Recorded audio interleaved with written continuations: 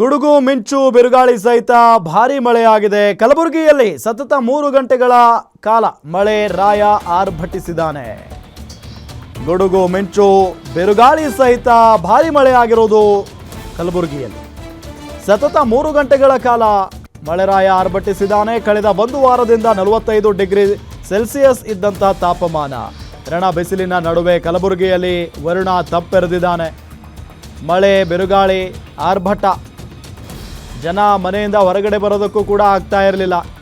ಸಂಜೆ ಶುರುವಾದಂಥ ಮಳೆ ಸಿಕ್ಕಾಪಟ್ಟೆ ಆಗಿ ಹೋಗಿದೆ. ಜೊತೆಗೆ ಒಂದಿಷ್ಟು ಕಡೆ ಮರಗಳು ಕೂಡ ಧರೆಗುರುಳಿದಾವೆ. ಸಂಜೆ ಹೊತ್ತಿನಲ್ಲಿ ಕೆಲಸ ಮುಗಿಸ್ಕೊಂಡು ಮನೆಗೆ ಹೋಗ್ತಾ ಇರುವಂಥವ್ರು ಮಳೆಯಲ್ಲಿ ಸಿಕ್ಕಾಕೊಂಡು ಪಾಪ ಪಡಬಾರ್ದು ಪಾಡುಪಟ್ಟಿದ್ದಾರೆ. 45 ಡಿಗ್ರಿ ಸೆಲ್ಸಿಯಸ್ ಇದ್ದಂಥ ತಾಪಮಾನ ಕಲಬುರಗಿ ಜಿಲ್ಲೆಯಲ್ಲಿ. ಜಸ್ಟ್ ಇಮ್ಯಾಜಿನ್, ಹೋಗಿ ಹೊರಗಡೆ ನಿಲ್ಲಕ್ಕೂ ಆಗಲ್ಲ, ಆ ಲೆವೆಲ್ಗಿರುತ್ತೆ ಅಲ್ಲಿ ಬಿಸಿಲು. ಸೊ ಕಳೆದ 1 ವಾರದಿಂದ ಅಲ್ಲಿನ ಜನ ಪಾಪ ಪರದಾಡ್ತಾ ಇದ್ರು, ಏನು ಬಿಸಿಲಪ್ಪ ಇದು ಅಂತ ಹೇಳಿ. ಎಷ್ಟೋ ಜನ ಹೊರಗಡೆನೂ ಹೋಗ್ತಾ ಇರಲಿಲ್ಲ, ತಮ್ಮ ಮಕ್ಕಳನ್ನು ಹೊರಗಡೆನೂ ಕಳಿಸೋದಕ್ಕೆ ಭಯ ಪಡುವಂಥ ಪರಿಸ್ಥಿತಿ ಆಗಿತ್ತು. 45 ಡಿಗ್ರಿ.